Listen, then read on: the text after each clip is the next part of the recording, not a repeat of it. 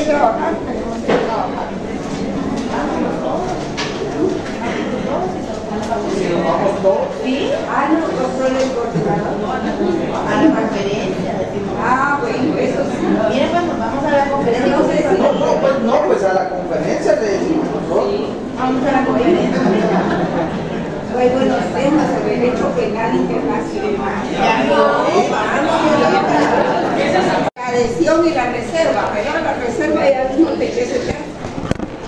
Y ahora vamos a ver las causas de invalidez.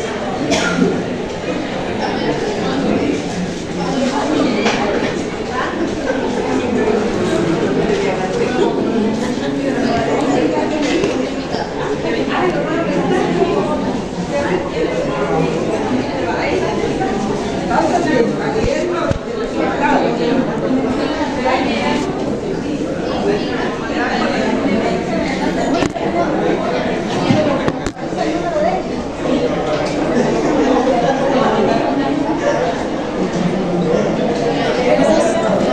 ¿Cómo?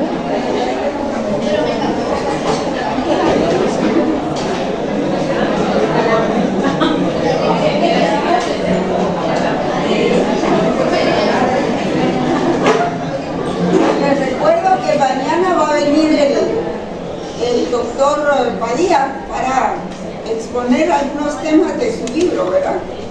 Ahí se recuerdan. Y va a traer algunos para ver si más barato para cómo lo quiere comprar. Pero eso ya es cuestión suya, ¿verdad? Una dinámica para que nos regalen.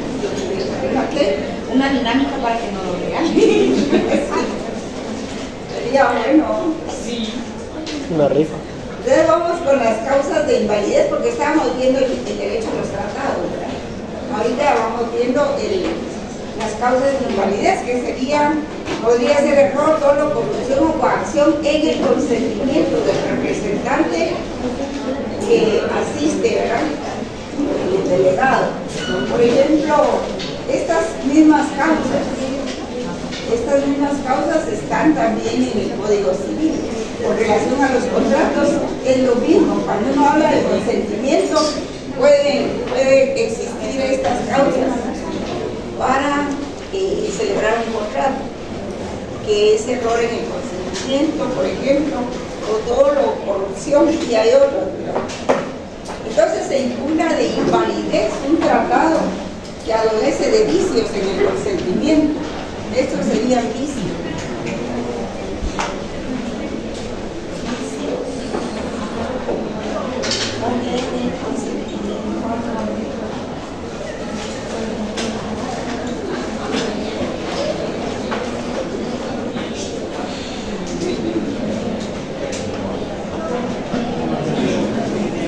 Ya se dieron cuenta que la palabra consentimiento se compone de consentir y de mentir.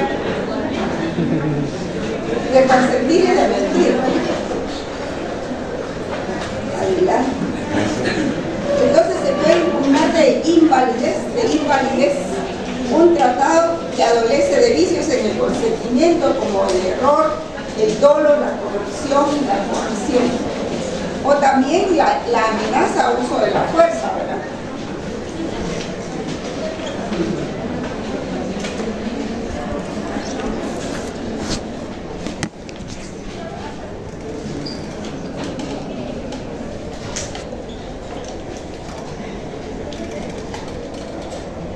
La amenaza o uso de la fuerza.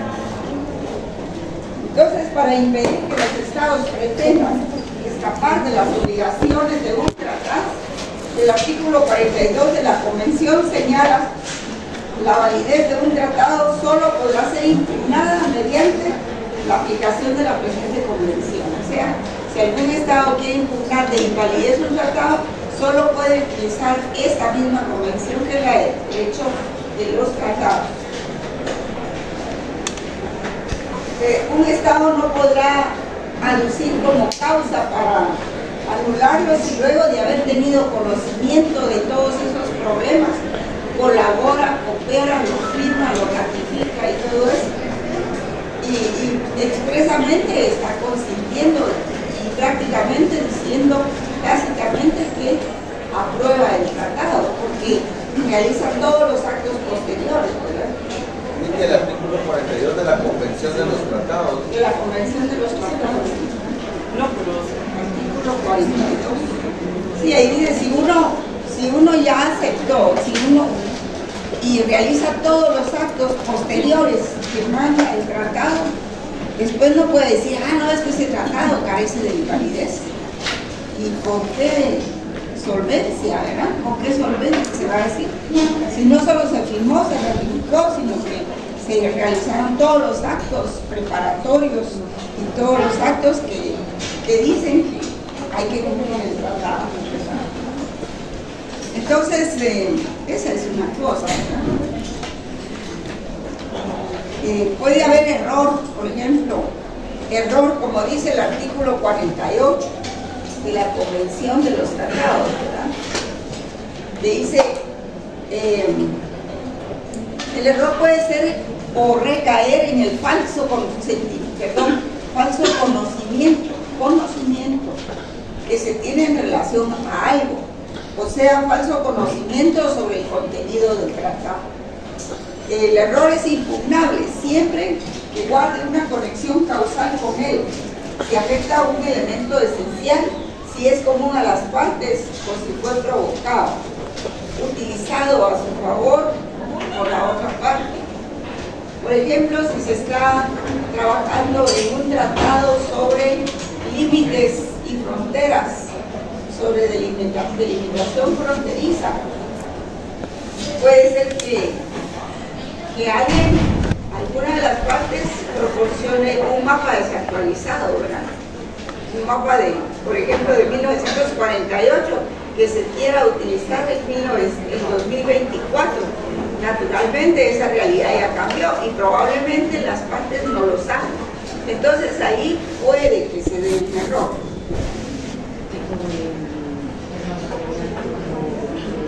El artículo 48 también, no lo estaba apuntando ahí, pero apúntenlo ustedes. Sí, aquí está el artículo 48. Sí, de la Convención de Viena. Dice que lo señalado en ese artículo no se aplicará si el Estado contribuyó con su conducta al error o si pudo haberse dado cuenta de la posibilidad de tal error. Tampoco se invalidará un tratado si el error concierne al texto del tratado. Pues sí, porque el texto del tratado se puede interpretar y se puede cambiar eventualmente. Puede ser que en la traducción haya un problema. En cuanto a los otros, dolo, corrupción y coacción, pues viene a ser más o menos lo mismo, ¿verdad? No es lo mismo cometer un error que actuar ya con conocimiento de causa y tratar de que ocurra ese error, ¿verdad? Por ejemplo, el dolo es toda mentira, engaño que efectúe un Estado para derivar la responsabilidad jurídica de otro. Eso de todo. Decir que, por ejemplo, se había convenido en que las centrales nucleares de tal parte no estaban dentro de los objetivos de guerra del país y que sin embargo dieron mala información para que dijeran que esas centrales nucleares no estaban en ese lugar, sino estaban en otro, y que se hayan bombardeado, como apareció hoy con Ucrania y con Rusia. Imagínense ustedes, si esas centrales nucleares las bombardean, sería tremendo para el mundo. Y un Estado podrá alegar como vicio de su consentimiento, podrá alegar dolo como vicio de su consentimiento, si éste ha sido conducido a celebrar un tratado por la conducta fraudulenta de otro Estado negociador. Por ejemplo, en el artículo 49 se señala esto, este vicio de consentimiento, el dolo. O sea que los vicios de consentimiento operan en todos los contratos. Esto se parece mucho a nuestro derecho civil o nuestro derecho procesal civil. Como ustedes pueden ver, son instituciones universales, que lo mismo se pueden utilizar en un pequeño contrato a nivel individual que a nivel internacional. También la corrupción del representante puede alegarse cuando el consentimiento, ha sido obtenido mediante la conducta fraudulenta del representante de un Estado. Porque puede ser que le hayan ofrecido algo al representante de un Estado, o que es más, que le hayan dado algo, un vehículo, o que le hayan regalado alguna otra cuestión que implique un beneficio directo para ese representante. Y eso lo señala el artículo 50. Y la coacción sobre el representante por amenazas contra el representante de un Estado para obtener su consentimiento. Y a veces, por ejemplo, los rusos o algún otro país son un poco, la gente del este es un poco fuerte para expresar sus opiniones y sus emociones también. Hay quienes no respetan la diplomacia y se dejan ir contra los representantes de algún Estado pequeño y lo amenazan, ¿verdad? Y luego empiezan a decir, si ustedes son de la CIA y de eso, ¿verdad? Puede darse esa situación, ¿verdad? En cuyo caso esos representantes hay que sacarlos o ponerlos al orden, ¿verdad? Pero se dan todas esas cosas. Ustedes vieron la película de Cantinflas, de su excelencia. ¿Qué pasa ahí? Que él representa un país muy pequeño, pero muy pequeño que sea por el principio de igualdad, todos tienen un voto en la ONU.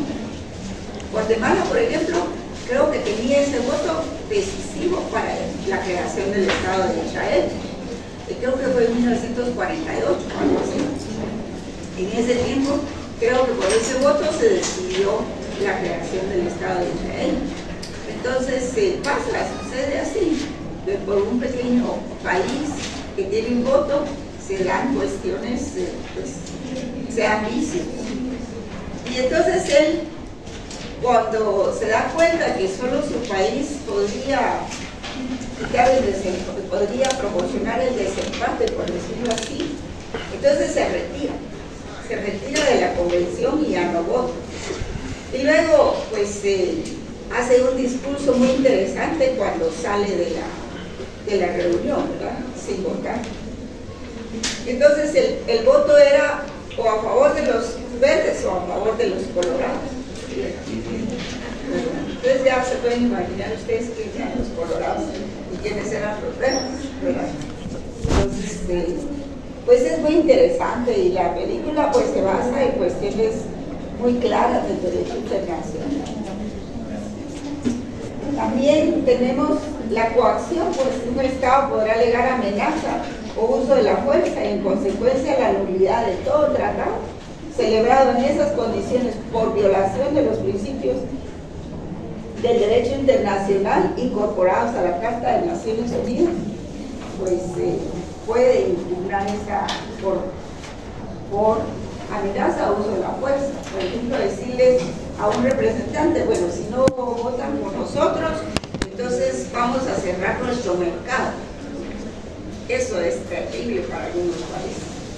Si por ejemplo Guatemala, que dice que es el segundo o primer productor de cardamomo, le cierran el mercado o la venta de ese cardamomo, creo que en los países árabes o en Estados Unidos, pues sería muy malo para nosotros, ¿verdad?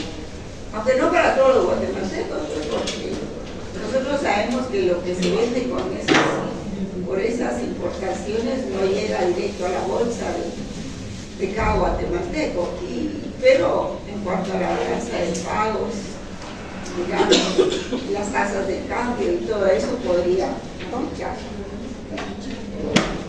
Entonces, si ustedes quieren, les escribo ahí los artículos o no es necesario.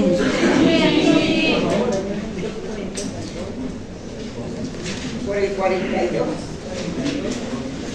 42, 48, 49. Sí, sobre la invalidez habla en el 42.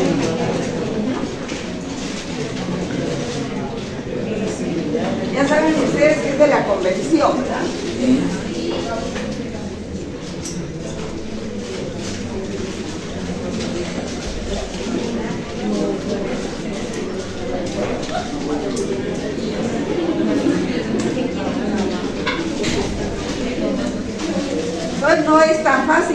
contestar una impugnación, ¿verdad? Hay que comprobarlo. El error está en el artículo 48, ¿verdad? Sí.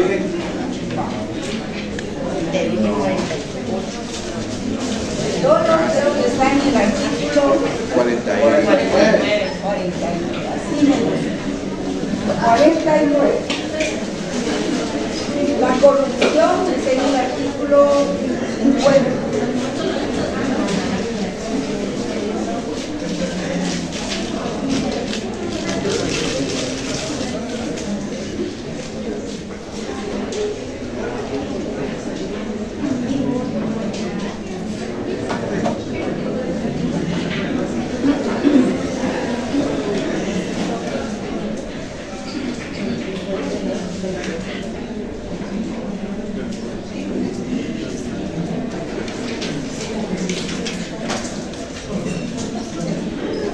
Eso es en cuanto a los vicios, ¿verdad? En cuanto a los vicios en el consentimiento.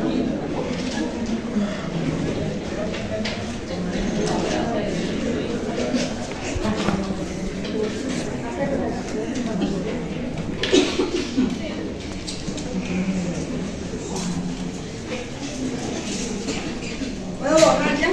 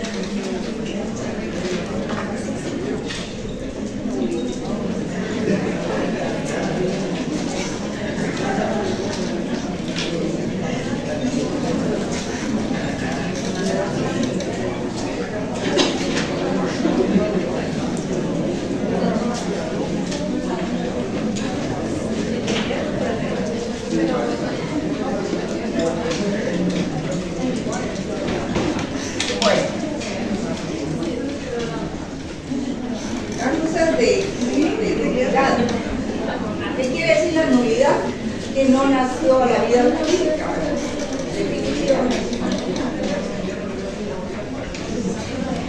Dice, podrá estar viciado de nulidad todo tratado que en el momento de su celebración esté en oposición a una norma imperativa de derecho internacional. Esto es como una norma que es aceptada y reconocida por el conjunto de estados que conforman la comunidad internacional. Si yo les pregunto qué es una norma imperativa de derecho internacional, ¿qué me contestarían? Sería una norma de aplicación universal, ¿no? que deben respetar todos los estados. Que es aceptada y respetada por todos los estados. Y es reconocida por el conjunto de estados que conforman la comunidad internacional y que no admite acuerdo en contrario ni modificaciones por otra norma superior de derecho internacional que tenga el mismo carácter. Entonces eso está en el artículo 53 de la Convención de Viena. La nulidad puede ser invocada en todo momento, antes o después de la conclusión del tratado, y pese a que la norma tiene dificultades en su aplicación directa, puede desembocar en cierta inseguridad jurídica, ¿verdad? Eso puede pasar. Como ahora está el lawfare, que es la forma como muchos se valen para tergiversar el derecho y no respetar el derecho que está escrito, ¿verdad? Se valen de ciertas interpretaciones erróneas para conducir a error. ¿Cuáles serían las normas de carácter imperativo en el derecho internacional? Pienso que una es el respeto a todos los derechos humanos universales, ¿verdad? Sí, podría ser eso. Otra Sí, los derechos humanos, por ejemplo. Otra podría ser el pacta sunt servanda, que es el que quiere decir que todos los tratados tienen que respetarse y que tienen que respetarse de buena fe. Entonces esa es la cuestión. Violar una norma de derecho internacional es prácticamente que no nace a la vida jurídica del tratado. Luego de eso, pues vamos al registro de los tratados. ¿Dónde se registran los tratados?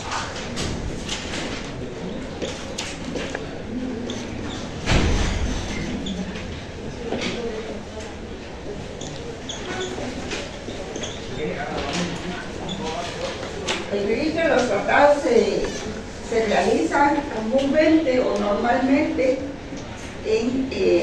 antes, en el artículo 18 del Pacto de la Sociedad de Naciones, se decía que todo tratado debe ser registrado a la brevedad, es firmándolo, terminándolo y de una vez a registrar. Pero no es...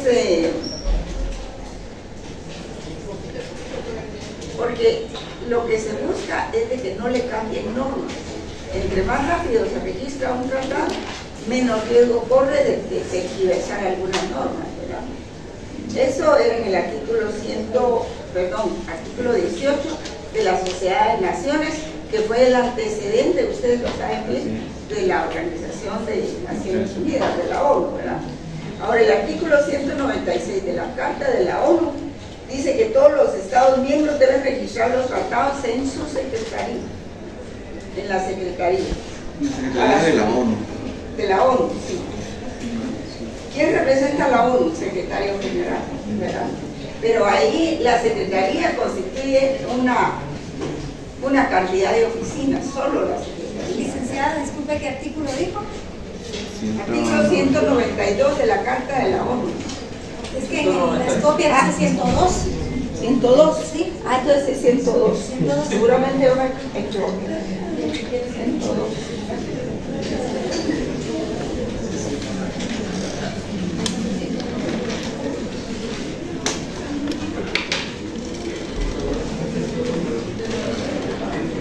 Es de la Carta de la ONU, ¿no? Sí. Sí.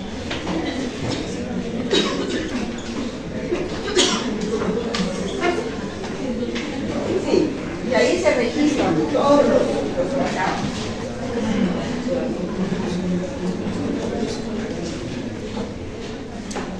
Porque después del registro viene la publicación. Y de no hacerlo implica que el tratado deje de ser válido. Si por ejemplo el tratado dice, bueno, este tratado debe registrarse y empieza su vigencia, bueno, ellos no dicen vigencia, dicen entrada en vigor, porque es un término que históricamente quedó ya escrito en el derecho internacional. Yo me recuerdo que en el gobierno de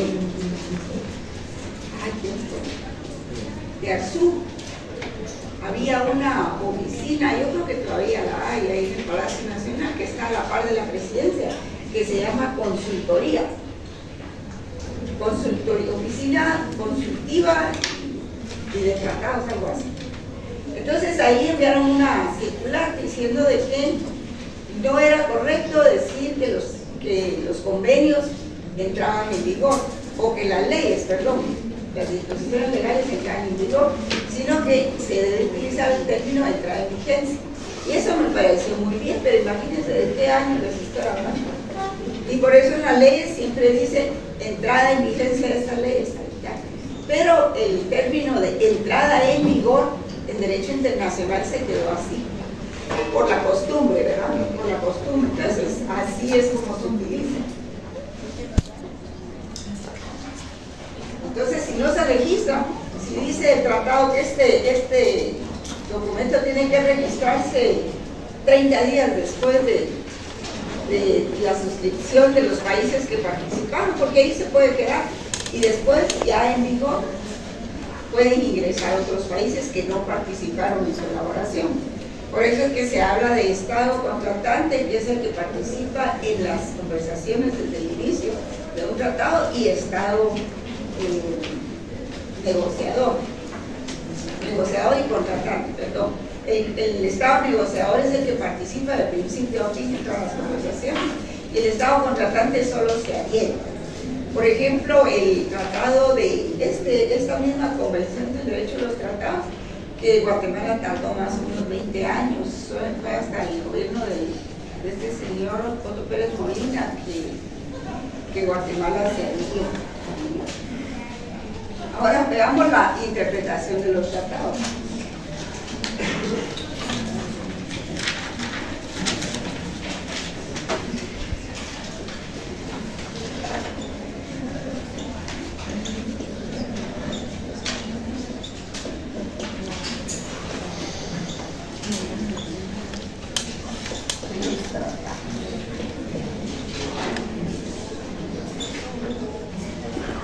Cuando se quiere investigar sobre un aspecto ambiguo u oscuro del texto, del tratado o del contexto, se puede acudir a los trabajos preparatorios del tratado. Aquí no se puede interponer un recurso de ampliación o de reposición, ¿verdad? Sino que ahí lo que hay que hacer es ir a las memorias de cuando se realizó el tratado para poder interpretarlo. Se puede acudir a los trabajos preparatorios o a las actas de la negociación, ¿verdad? Porque un tratado se negocia desde el principio y aún en las actas que se levantan de cada sesión hay una negociación. ¿Y cuáles son las reglas que se aconseja para la interpretación? En primer lugar, interpretar de buena fe. Y por supuesto el tratado de pacta, el principio, con base en el principio de la buena fe y del cumplimiento de los tratados, que es pacta sunt servanda, ¿verdad? Eso está en el artículo 31, 32 y 33. En segundo lugar, pues hay que interpretar conforme al sentido corriente o común y al contexto.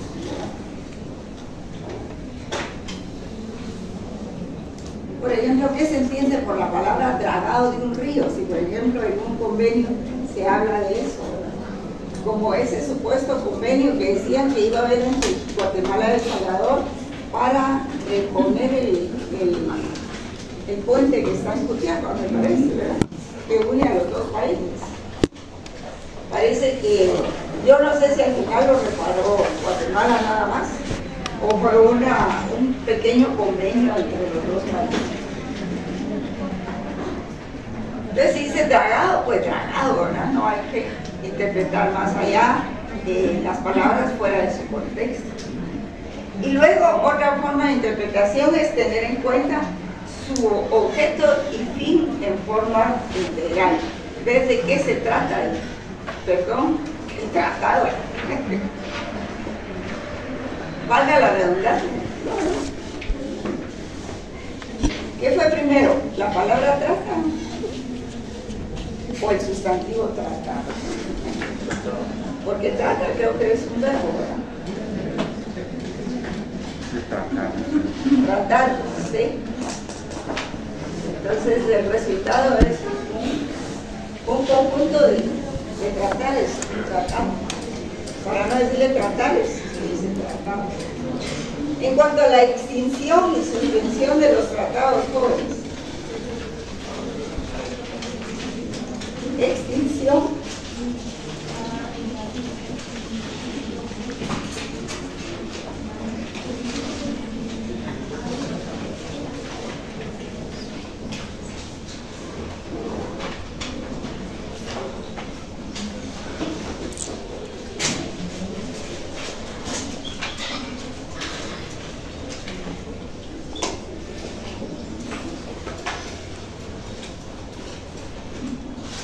los tratados.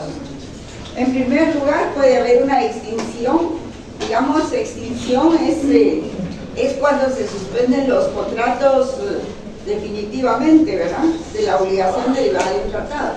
Cuando ya se extingue, por ejemplo, el plazo del contrato. O digamos, se extingue la obligación.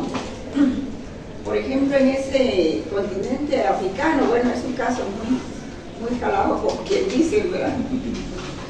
De que existieran tratados para construir puentes o carreteras y de repente la tierra empieza a dividirse, ¿verdad? A partirse.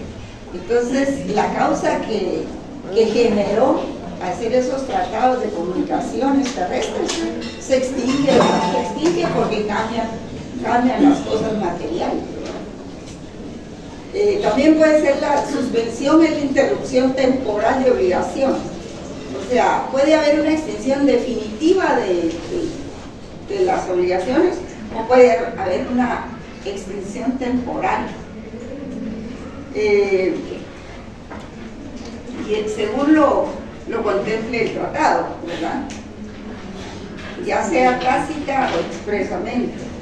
Puede ser que se extinga por un nuevo convenio entre las partes o por cambios producidos por la actuación del derecho o por ejecución, cuando se cumple el objeto del tratado. Si había un tratado de libre comercio para intercambiar materias primas por producto terminado, importado y alimentos, por ejemplo, entre México, hay uno entre México, Canadá y Guatemala, me parece.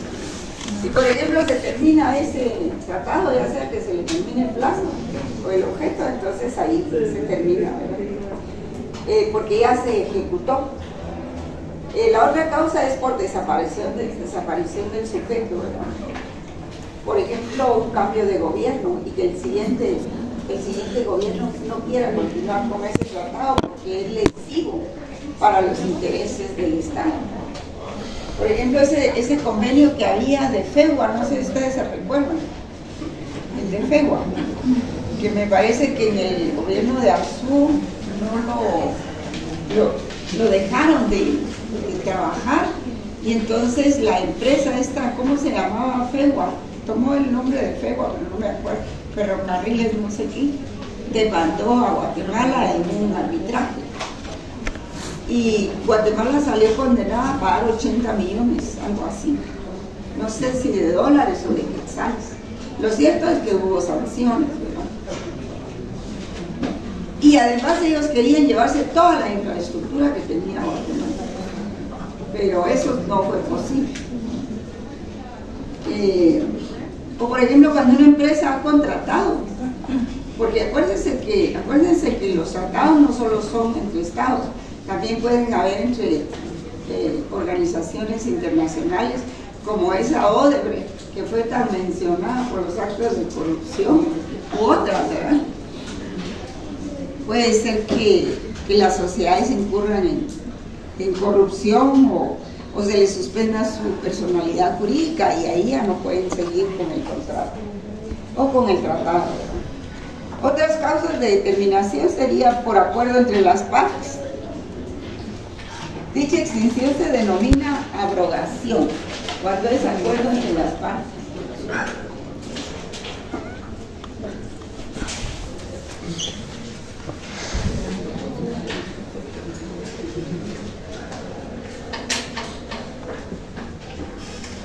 O porque así lo disponga el tratado, ¿verdad? O bien por otro tratado donde se expresa la voluntad de las partes, artículo 54 de la Convención. También puede terminarse el tratado por denuncia.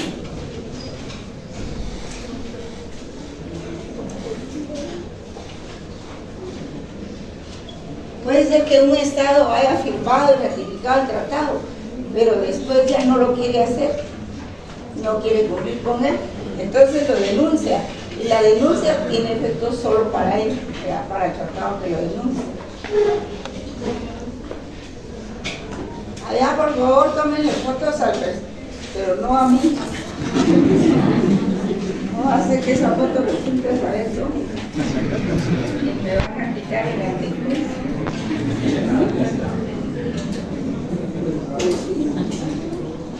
Que no deben de tomar fotos dentro de la clase, jóvenes. No deben tomar fotos dentro de la clase. Eso está prohibido.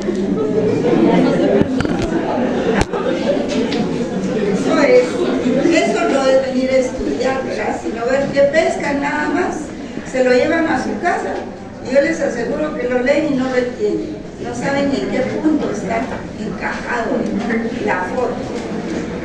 Eso ya es mucho, no querer copiar, no querer esforzarse. No, no se ría. Es en serio.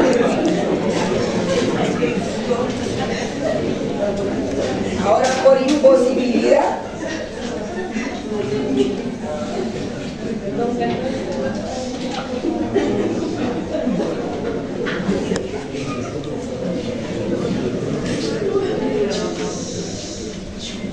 yo no sé cuál es la risa, ¿no? ¿Cuál es la risa? Siento yo que tengo mis derechos como docente. Me parece a ustedes que es muy inclusivo. Entonces, por imposibilidad subsiguiente de cumplimiento, una parte decide retirarse. Eso está en el artículo 56. No lo escribía.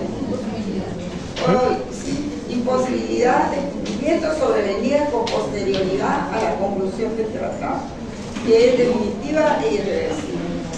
Eso es artículo 56. Artículo 56. Y artículo 61.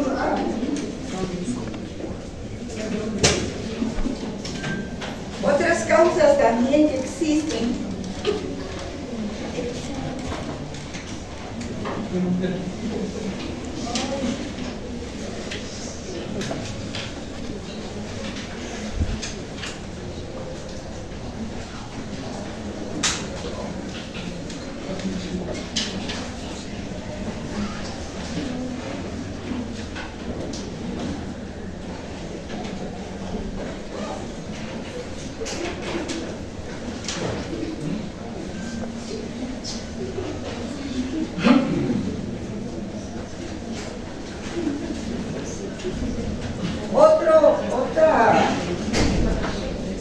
Otras causas también es un cambio de circunstancias, y a eso se le llama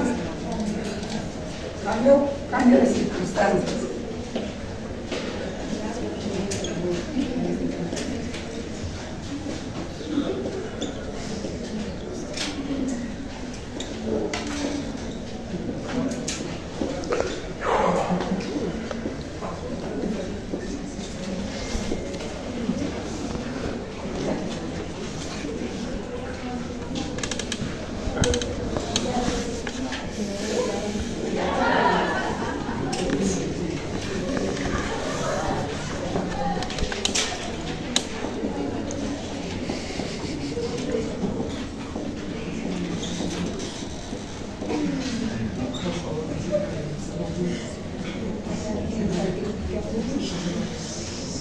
Sí, estántico, dice en latín, ¿verdad? Cambio de circunstancias. Eso quiere decir, cuando una o ambas partes dejan de estar obligadas, si se produce un cambio fundamental en las condiciones en que se celebró el tratado, quedan exentos de sus obligaciones, a excepción de la terminación de los tratados que establecen una frontera, ¿verdad? Ahí sí no. Y eso lo determina el artículo 62 y 29 de la Convención. Claro que para aplicar ese sic stantibus, la Convención establece límites muy estrictos, no se puede hacer en cualquier convenio.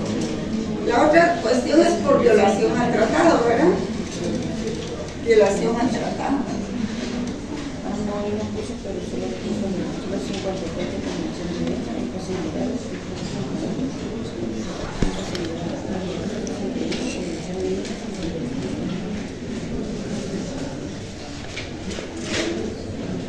Por relación al tratado, si se cometió infracción, no puede cualquiera de las partes alegar violación como causa para dar por terminado el tratado, sino que ahí lo que corresponde es pagar daños y perjuicios o indemnización. Era lo que decían, ¿verdad? Que si le exigían, si cesaban los convenios, los contratos en el Ministerio de Comunicación, yo veía que decían, si se cesa el trabajo, entonces ya no continúan trabajando. Entonces se tiene que pedir daños y perjuicios. O estamos sujetos a que los demanden por daños y perjuicios. Entonces la disyuntiva estaba entre continuar con los contratos Porque el tratado es un contrato, jóvenes, es igual que un tratado, que un contrato. Y consecuencias de la terminación.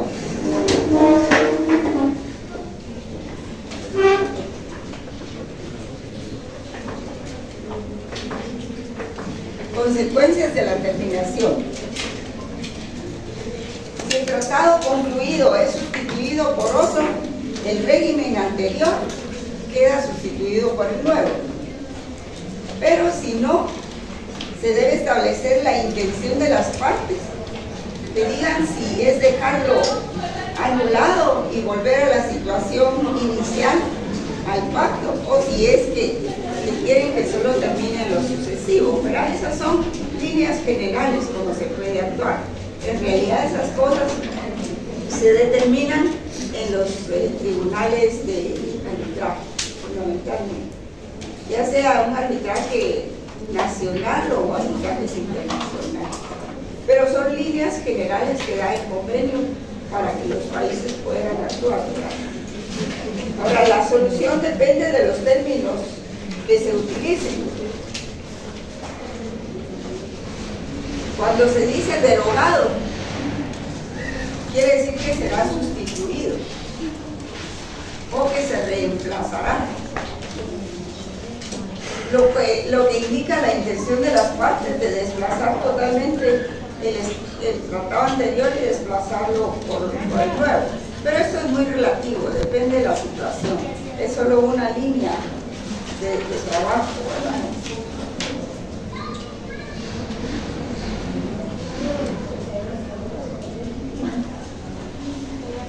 Entonces, la Convención de Viena también da líneas generales en cuanto a los efectos que produce la terminación, ¿verdad? Por ejemplo, desde 3 puntos de vista, digamos, hay artículos como el 44, que es un aspecto objetivo, 44.1, eso no lo copio. El subjetivo solo es uno. Artículo 64 y el temporal artículo 70. Y el artículo 70 establece que salvo que el tratado disponga otra cosa, la terminación da lugar a eximir a las partes de la obligación de seguir cumpliendo el tratado, que es lo que se exige en una terminación, ¿verdad? Segundo, que no aplicará ningún derecho, obligación o situación jurídica de las partes por la ejecución del tratado antes de su terminación. Y si un Estado denuncia un tratado multilateral o se retira de él, se aplicará el párrafo 1 a la relación de las partes, es decir, que solo le afecta que lo denuncie. Eso es básicamente un resumen de lo que es el derecho de los tratados. Si ustedes se ponen a leer la convención, tienen una cantidad de artículos que cuesta interpretar, ¿verdad? A mí me hubiera gustado todavía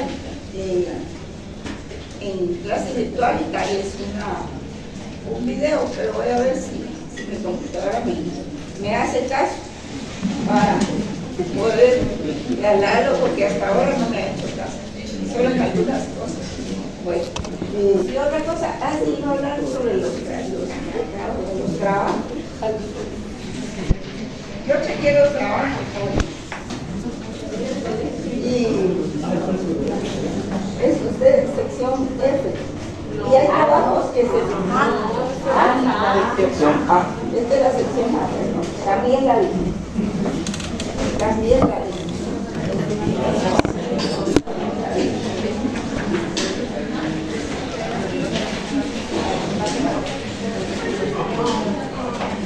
Y está listado. Yo siento que son muchos grupos jóvenes y que se repiten mucho los temas.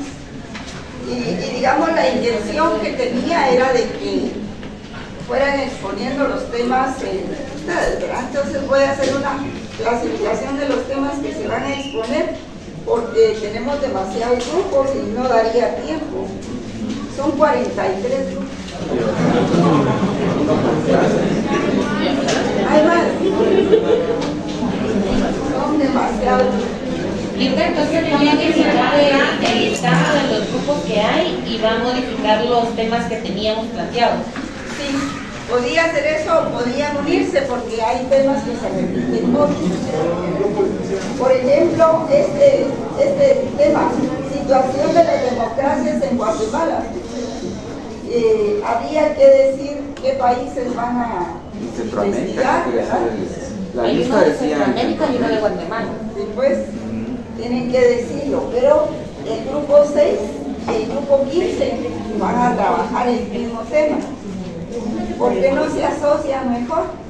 Grupo 6 y el grupo 15 tienen el mismo tema exactamente. También Esta es solo una sugerencia, como cada grupo que nos pidieron era de 5 personas, ¿por qué no mejor hacemos un grupo mayor? O sea, en vez de que sea de 5, que sea de unos 12. sí, me parece, para reducir el número de investigaciones. Sí, porque al final de cuentas lo que vamos a hacer es reducir la cantidad de grupos y nos va a dar tiempo para poderlo hacer. Exacto. Y para la exposición yo les voy a decir en qué orden van a exponer.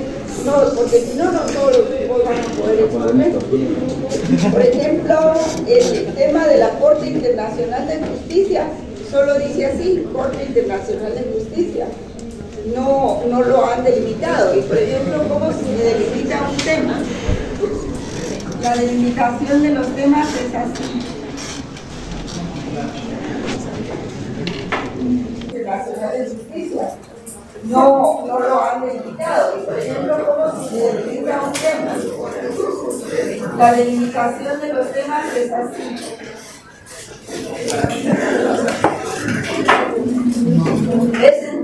Es en tres niveles. ¿Han visto programas?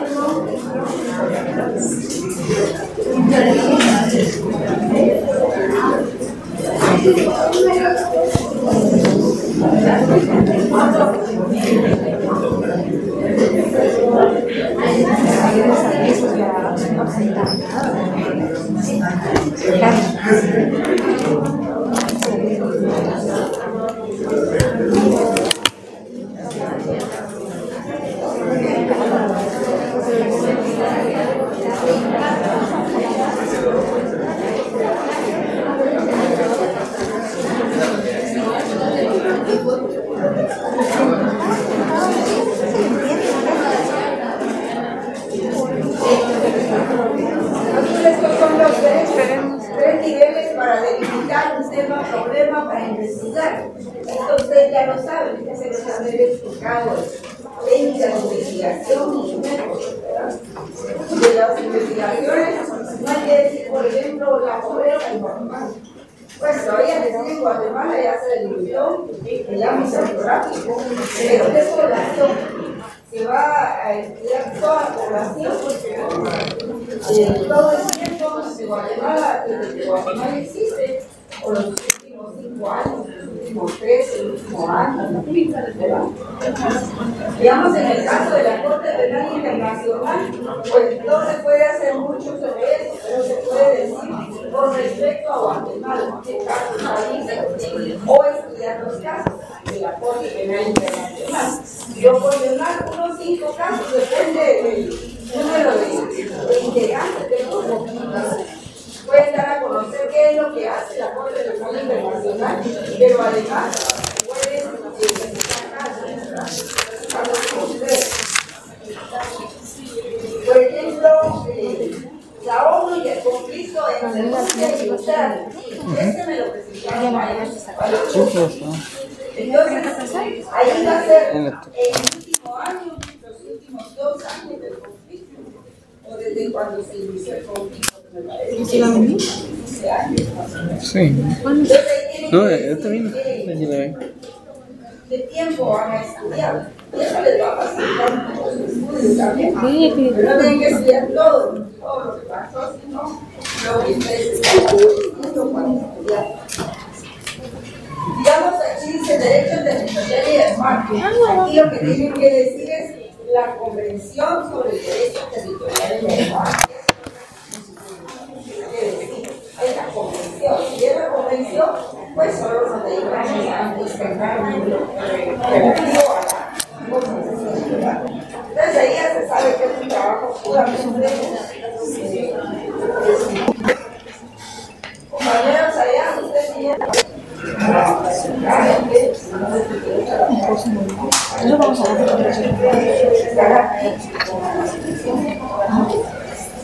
además es un inmenso plástico, está hablando de algo que a ustedes les va a servir y que ustedes estén tristes.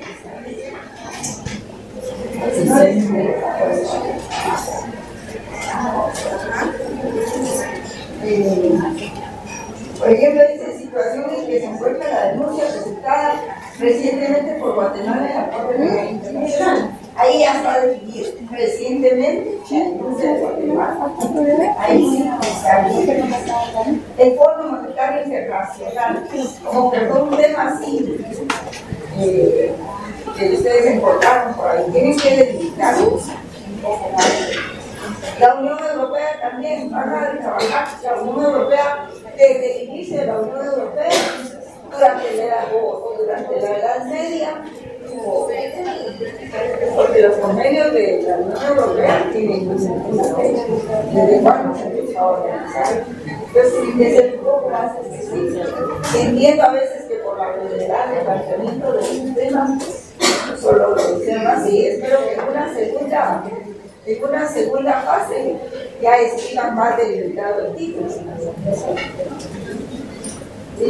También el grupo 15, ¿verdad? ¿Qué países? Yo sugeriría que se uniera ese grupo 15 con el grupo 6, que van a trabajar en el modelo que se llama situación de la democracia en Latinoamérica. Ahora aquí hay otro tema, dice derechos laborales en el sistema interamericano de protección de derechos humanos. Está bien el tema. Lo que sí que sería bueno traer a relación algunos casos. Pueden traer 5 casos, 6 casos, 3 casos, ¿verdad? Y eso enriquecería mucho la clase. Igual pasa con la Corte Centroamericana en especial, hay que ver desde cuándo, ¿verdad? Hay otro, en el de implementación de la Convención de los Derechos del Niño. Hay que ser un poco más específico, porque son muchos los derechos que se otorgan en esa convención. ¿Lo van a relacionar con los niños víctimas o lo van a relacionar con los niños que tienen conflicto con la ley penal? ¿Por qué lo van a comparar? Para ser un poco más específico. Y también lo tienen que investigar mucho. Pues, yo no quiero que me haya gustado de trabajo. Con un pequeño informe, ¿verdad? Sin más de 10 horas, como digo, informal. Puede ser. La Convención de Naciones contra la Tortura. Solo una. Antes de que el Estado nos lo mandaron a nosotros, usted nos lo mandó. Pero eso no era tema, digamos. Ahí fue donde se agarraron los temas de cada grupo. Por eso fue que salieron un montón de grupos. Entonces, si usted nos indica de que vamos a reducir los grupos, o sea, los temas los estaríamos agarrando de la misma manera en la que usted nos los hizo, o sea, del Estado que nos enviaron. Pero si delimitaríamos nada más el tipo de investigación. En el ámbito rural. Pero el Estado sí no lo va a hacer usted, o sea, de usted mismo ahí. Así, lo voy a delimitar. Hay que delimitar. Porque literal solo agarramos un tema y ahí por eso fueron haciendo todos los grupos. Está bien, no estamos buscando. Lo que estamos haciendo es buscando cómo se puede hacer mejor el trabajo. ¿Cómo lo puedo delimitar mejor? Porque yo ahí tengo temas legales, pero no los tengo delimitados. Para que quede claro entonces los grupos de cuántos integrantes va a ser. Yo opinaría que fuera mínimo 10 más. Puede ser que podamos trabajar 15, me parece. De 12. Mínimo 10, máximo 15. Ahí está.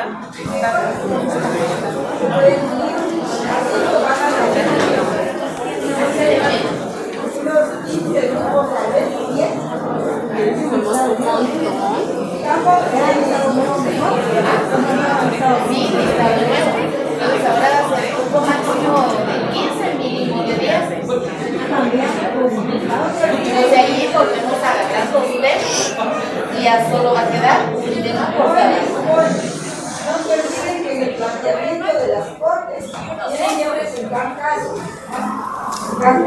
por ejemplo, el protocolo de Santurce, que lo vi varias veces por ahí, hay un grupo que dice Tribunales de América. ¿Qué quiso decir con eso? Tendría que decir cuáles son los tribunales que va a estudiar. A mí me parece muy general y creo que va a ser difícil estudiarlos así, ¿verdad? Y hay muchos. Hay 100 tribunales de América y veces más específicos. El Tribunal Penal Internacional, pues hay que sacar varios tribunales de Europa, Barcelona.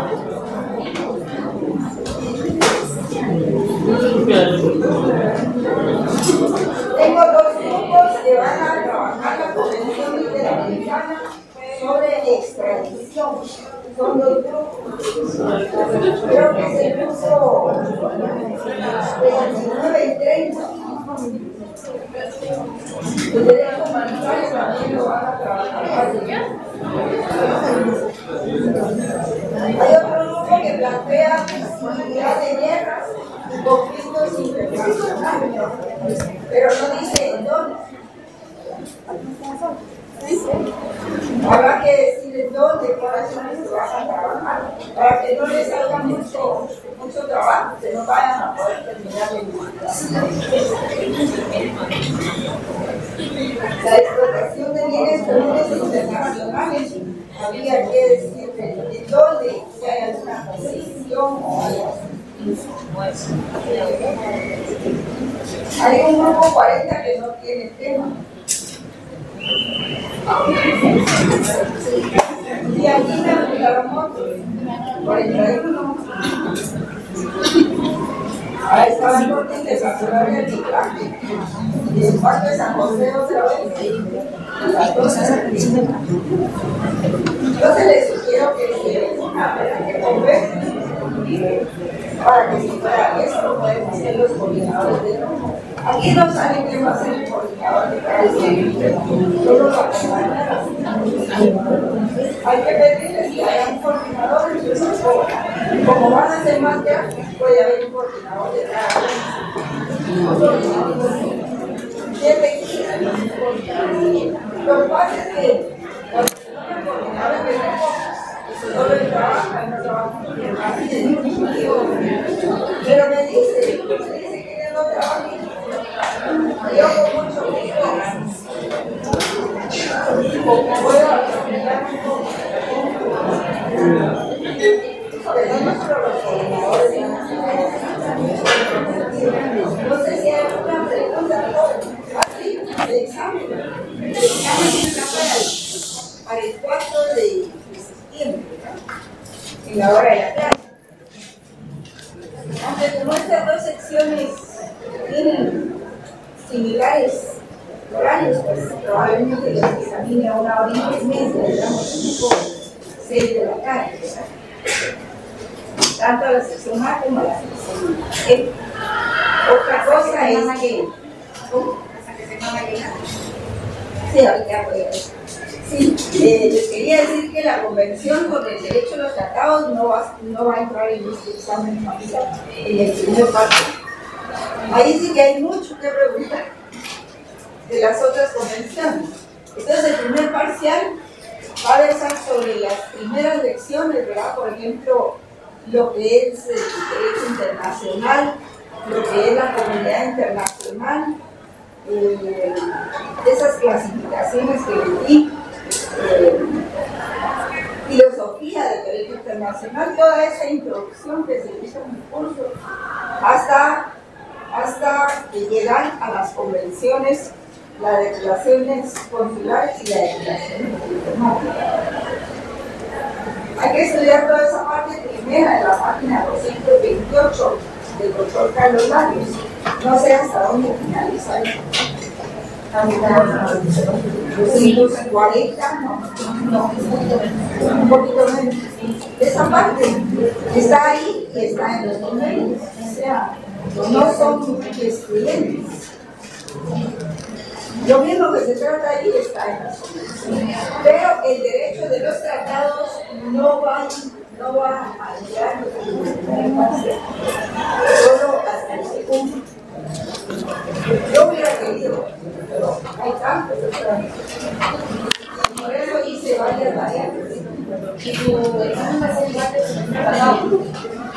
estudiantes, carcelarios, creo que también tenía selección múltiple, ¿verdad?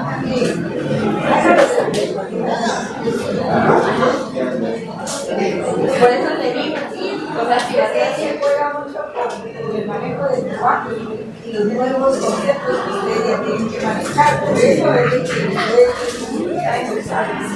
porque el que no leyó, es que no es solo el que lea, el que no leyó bien va a encontrar muchas dificultades. O sea, yo las diferencias entre cada cosa, porque las respuestas son muy similares. Pero, por ejemplo, había una pregunta que decía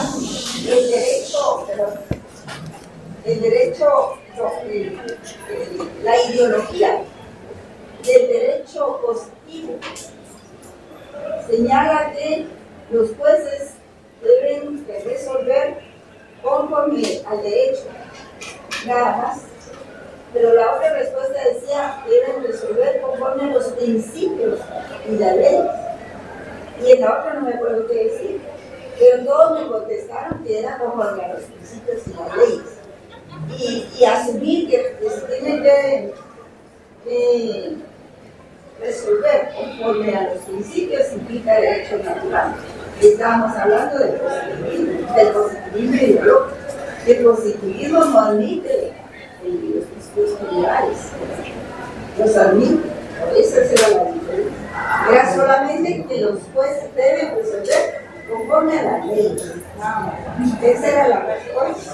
Pero todos se fueron por los principios y la ley. Dijeron que entre más hay, mejor. Y ahí fue uno de los problemas de